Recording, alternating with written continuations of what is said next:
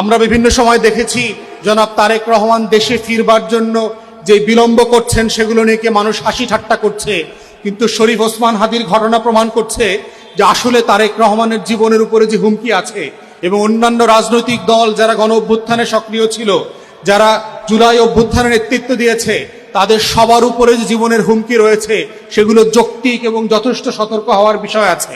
তাই আমরা নির্বাচন কমিশন এবং অন্তর্বর্তীকালীন সরকারকে বলছি, বিজয়ের এই মাসে আমরা যেভাবে আমাদের অতীতের মুক্তিযোদ্ধাদেরকে স্মরণ করছি, 24-এর যারা কর্মী ছিলেন তাদেরকে স্মরণ করছি, ঠিক একইভাবে আপনাদেরকেও মনে করিয়ে দিচ্ছি আপনারা আল্লাহর ওয়াস্তে যে বড় বড় পদ চেয়ারে বসবার সুযোগ পেয়েছেন, সেই দায়িত্বটা আপনারা আমানতদারিতার সাথে পালন করেন।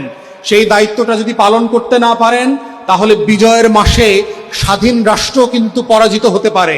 রাজনৈতিক দলগুলোর ভিতরে যে মতভেদ আছে, দ্বিমত আছে, এই দ্বিমতের আলোচনায় যেন আমরা বিভেদের দিকে জড়িয়ে না যাই।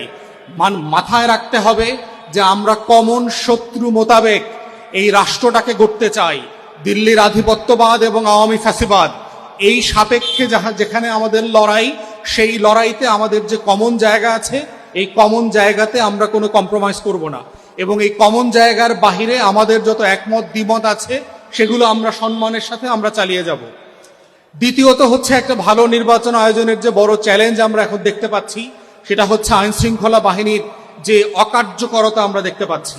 প্রশাসন এবং বিভিন্ন বাহিনী যেই লেভেলে তাদের রোল প্লে করার কথা ছিল সেটা আমরা দেখতে পাচ্ছি না, বরং দেখতে পাচ্ছি যে প্রশাসনের ভিতরে কিভাবে আওয়ামী ফ্যাসিবাদ কাজ করতেছে, কাছের হয়ে বন্ধু বেশে কিভাবে খলনায়কের মতো কাজ করে বাংলাদেশটাকে একটা ব্যর্থ রাষ্ট্র পরিণত করবার জন্য চেষ্টা করতেছে। এবং সেই জায়গাতে আমরা দেখতে পাচ্ছি দায়িত্বশীল পদে থেকে যেভাবে দায়িত্বহীন মন্তব্য করছেন বিভিন্ন রাষ্ট্রের বিভিন্ন পদে থাকা মানুষজন, যেটা কোনোভাবে নির্বাচনের আগে কাম্য হতে পারে না। তাই আমাদের সকল রাজনৈতিক দলের পক্ষ থেকে আমরা বারবার বলেছি এবং আহ্বান করেছি যে আমাদের আইন শৃঙ্খলা পরিস্থিতি অ্যাড্রেস করবার জন্য কার্যকর ডিসাইসিভ ভূমিকা আমরা দেখতে চাই। তা না হলে যেটা হবে যে আপনারা এই 2001-এর পরের যে একটা ভালো নির্বাচন করবার স্বপ্ন দেখতেছেন এবং দেখাচ্ছেন, সেই রকম একটা সুষ্ঠু ভালো নির্বাচন আয়োজন করা সম্ভব হবে না।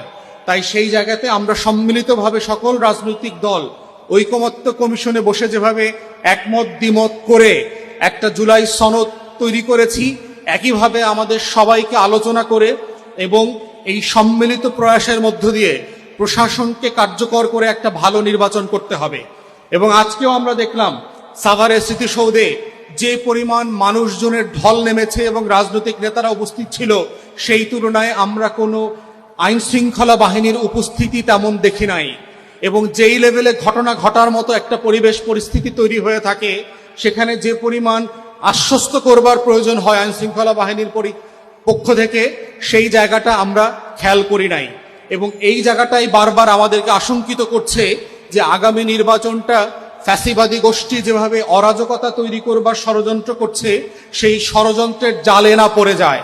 আর তার ভিতরে রয়ে গেছে আমাদের মধ্যকার বিভিন্ন সংস্থার দালাল গোষ্ঠী, যারা গণ অভ্যুত্থানের পক্ষের লোক হয়ে আমাদের সাথে আসে, দেখা করে, ছবি তোলে, রুমগুলোতে বসে, মিটিংয়ে যায়, গণসংযোগ করে, এবং তারাই তারপরে আততায়ী আকারে হাজির হয়। এবং সেই নিরাপত্তা বিধান করবার দায়িত্ব যাদের ছিল, সেই আইন শৃঙ্খলা বাহিনীকে আমরা ন্যূনতম সক্রিয়তায় এখন পর্যন্ত দেখি নাই। এবং যে কারণে আমরা বিভিন্ন সময় দেখেছি জনাব তারেক রহমান দেশে ফিরবার জন্য যে বিলম্ব করছেন সেগুলো নিয়ে মানুষ হাসি ঠাট্টা করছে, কিন্তু শরীফ ওসমান হাদির ঘটনা প্রমাণ করছে যে আসলে তারেক রহমানের জীবনের উপরে যে হুমকি আছে এবং অন্যান্য রাজনৈতিক দল যারা গণ অভ্যুত্থানে সক্রিয় ছিল, যারা জুলাই অভ্যুত্থানের নেতৃত্ব দিয়েছে, তাদের সবার উপরে যে জীবনের হুমকি রয়েছে সেগুলো যৌক্তিক এবং যথেষ্ট সতর্ক হওয়ার বিষয় আছে।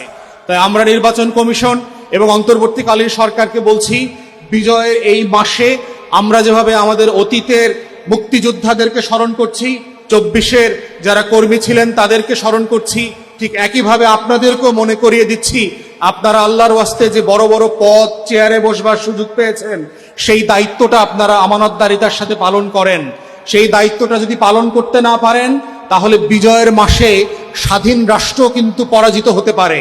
অতএব এই ইতিহাসকে ধরে রেখে আমরা সরকারকে আহ্বান করছি, ডিসাইসিভলি ডেটারেন্ট শো করেন, যেন বাংলাদেশের নাগরিক সমাজ, ভোটাররা এবং রাজনৈতিক নেতা কর্মীরা আশ্বস্ত হতে পারে যে ফেব্রুয়ারিতে আসলেই একটা ভালো নির্বাচন হওয়া সম্ভব, যেমনটা মাননীয় প্রধান উপদেষ্টা পুরো জাতিকে বারবার বলেছেন। তো এই পর্যায়ে এই আহ্বান রেখেই আমার সংক্ষিপ্ত বক্তব্য আমি এখানে শেষ করছি। সবাইকে অসংখ্য ধন্যবাদ। আসসালামু আলাইকুম।